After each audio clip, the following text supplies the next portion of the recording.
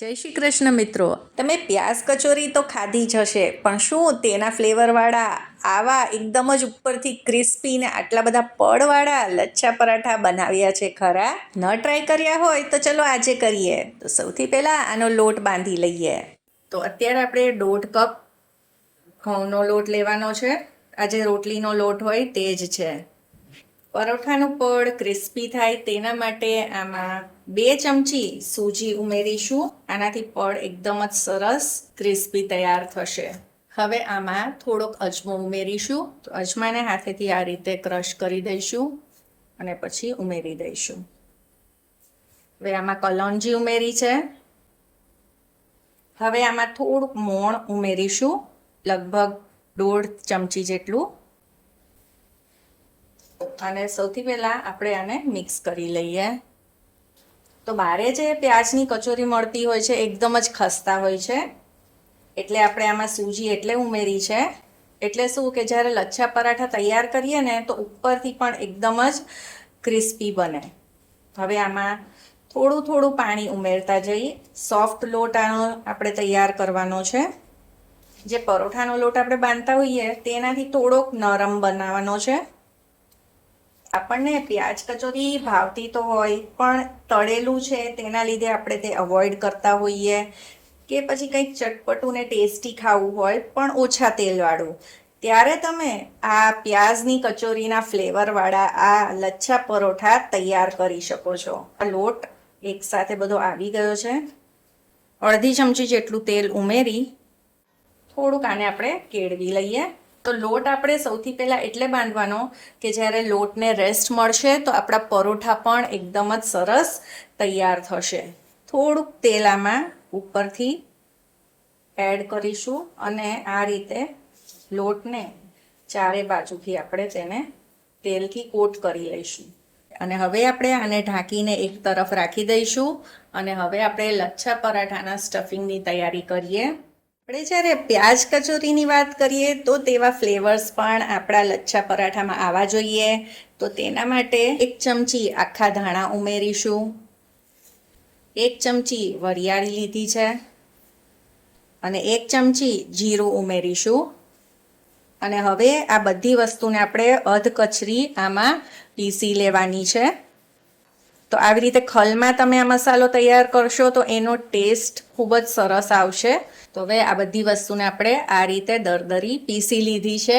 અને આ રીતે આખી પાખી જ રાખવાની છે. હવે અહીંયા મેં લીધી છે 3 નંગ આ મીડિયમ સાઇઝની ડુંગળી. તો આ માપથી આપણે કેટલા લચ્છા પરાઠા તૈયાર થાય છે તે પણ હું તમને કહીશ.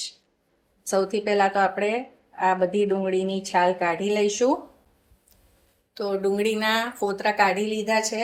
તો આને આપણે 2 ભાગમાં પહેલાં કરી લઈશું અને આ જે ઉપરનો ભાગ છે તેને કાઢી લઈશું. એ આપણે આની આ રીતે સ્લાઇસ આ રીતે થોડીક પાતળી પાતળી કરવાની છે, મીડિયમ સાઇઝની. એકદમ પતલી ન થાય તો ચાલશે. તો આપણે આ ત્રણેય ડુંગળીને આ રીતે લચ્છામાં કાપી લીધી છે. હવે આ ડુંગળીના લચ્છાને આપણે છૂટા પાડવાની જરૂર નથી, કેમ કે આજે આપણે કંઈક અલગ જ રીતે, નવી જ રીતે આનો મસાલો તૈયાર કરવાના છીએ. હવે આનું સ્ટફિંગ આપણે વઘારીને તૈયાર કરવાના છીએ. તો એક કડાઈમાં આપણે લગભગ 1.5 થી 2 ચમચી જેટલું તેલ ઉમેરીશું.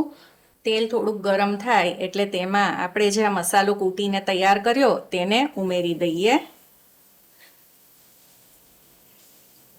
તો સાતળી લઈએ આને 30 સેકન્ડ માટે અને પછી તેમાં હિંગ ઉમેરી દઈશું. 2 લીલા મરચાંને ઝીણા સમારીને ઉમેર્યા છે અને 1 ઇંચ આદુને ખમણીને ઉમેર્યું છે. અહીંયા મેં થોડીક હળદર ઉમેરી છે, સરસ કલર આવે તેના માટે. લાલ મરચું પાવડર ઉમેરી દઈશું, ધાણા જીરું પાવડર અને મિક્સ કરીશું. તો મસાલા સરસ રીતે આ રીતે તેલમાં સંતળાશે તો ખૂબ સરસ ફ્લેવર આવશે. તો 1.5 મિનિટ થઈ ગઈ છે અને આ મસાલા સરસ રીતે સંતળાઈ ગયા છે. હવે આપણે જે ડુંગળીના લચ્છા કરીને રાખેલા તે ઉમેરી દઈશું અને આમાં સ્વાદ પ્રમાણે મીઠું ઉમેરી દઈશું અને હવે મિક્સ કરીએ. તો આ રીતે જ્યારે ડુંગળી આમાં કૂક થશે તો આ બધા લચ્છા આપોઆપ છૂટા પડી જશે. ડુંગળીમાં આપણે મીઠું ઉમેરી દીધું છે એટલે ધીમે ધીમે આ પાણી રિલીઝ કરશે અને ડુંગળી પણ સોફ્ટ થતી જશે. તો તમે જોઈ શકો છો દરેક ડુંગળીના લચ્છા જાતે જ અલગ થઈ ગયા છે. તો હજી આપણે થોડીક વાર આને કૂક કરીએ એટલે આ જે ડુંગળી છે એ થોડીક નરમ થઈ જાય. તો હવે ડુંગળી પહેલાં કરતાં થોડીક સોફ્ટ થઈ ગઈ છે. તો હવે આપણે આ રીતે થોડીક આમાં વચ્ચે જગ્યા કરી દઈશું અને હવે આમાં ઉમેરીશું 3 ચમચી બેસન. તો બેસન ઉમેરવાથી આમાં ખૂબ જ સરસ ફ્લેવર આવશે અને સરસ બાઇન્ડિંગ પણ આવશે. આમ તો જે પ્યાજની કચોરી બારે મળતી હોય છે તેમાં બાઇન્ડિંગ માટે બાફેલું બટેટું એક ઉમેરતા હોય છે, પણ આપણે તેની જગ્યાએ આમાં બેસનનો ઉપયોગ કરી રહ્યા છીએ. જો તમારે આમાં બટેટું ઉમેરવું હોય તો ઉમેરી શકો છો. તો હવે થોડીક વાર આપણે આને કૂક કરીશું એટલે બેસન સરસ રીતે થોડોક આમાં સંતળાઈ જાય. હવે આમાં ઉમેરીશું થોડીક ખાંડ, સાથે જ થોડોક ગરમ મસાલો પણ, અને હજી એકાદ મિનિટ કૂક કરી લઈએ. તો હવે આપણું આ સ્ટફિંગ તૈયાર છે. તો ગેસ બંધ કરતાં પહેલાં આમાં આપણે થોડુંક લીંબુ ઉમેરી દઈએ, સાથે જ થોડાક લીલા ધાણા પણ ઉમેર્યા છે. હવે એક વખત આને મિક્સ કરી લઈએ. તો હવે આપણે ગેસને ઓફ કરી દઈશું અને આ મિક્સચરને એકદમ ઠંડુ કરી લઈએ. તો હવે આ લોટને પણ સરસ રેસ્ટ મળી ગયો છે. એક વખત આપણે આને આ રીતે ચીકવી લઈશું. આ એકદમ જ આ રીતે નરમ લોટ તૈયાર થયો છે. આમાંથી આપણે મીડિયમ સાઇઝનું આ રીતે ગોળનું તૈયાર કરીશું. તો આમાં અટામણ માટે લોટ લેવો પડશે કેમ કે આપણે આને ઢીલો જ તૈયાર કર્યો છે. હવે આમાંથી આપણે એકદમ જ પાતળી રોટલી તૈયાર કરવાની છે. વચ્ચે વચ્ચે જરૂર લાગે તો કોરો લોટ લેતો જવાનું અને આની પાતળી રોટલી તૈયાર કરી લેવાની છે.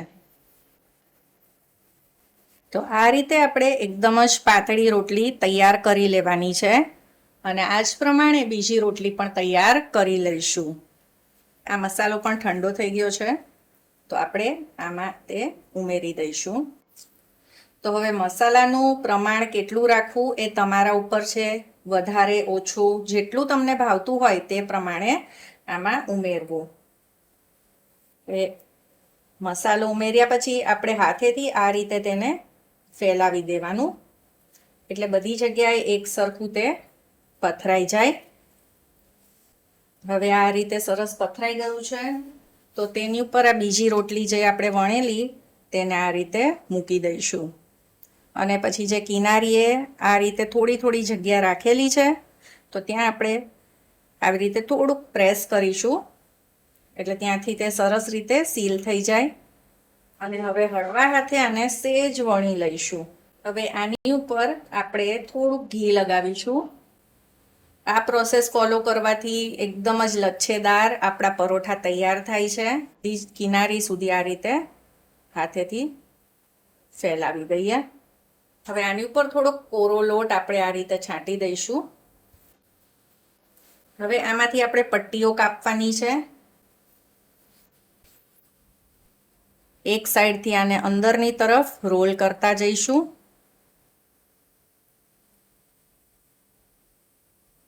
આમ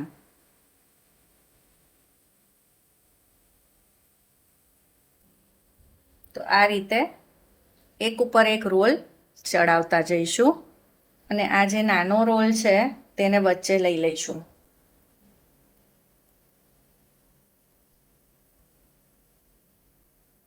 હવે નીચે થોડો કોરો લોટ છાંટી દઈશું અને ઉપર થોડી કલોંજી, કેમ કે લચ્છા પરોઠામાં કલોંજીનો સ્વાદ ખૂબ જ સરસ આવે છે.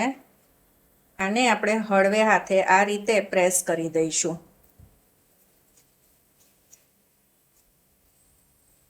તો આ રીતે મોટું ગોળનું તૈયાર થઈ જશે. કોરો લોટ આ રીતે ઉપર અને નીચે છાંટી હવે આપણે આનું પરોઠું વણી લઈએ. આમાં તમે લીલા ધાણા પણ ઉમેરી શકો છો.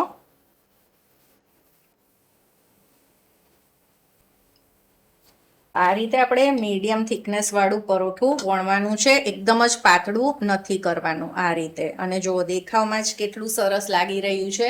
તો હવે આને આપણે શેકી લઈએ.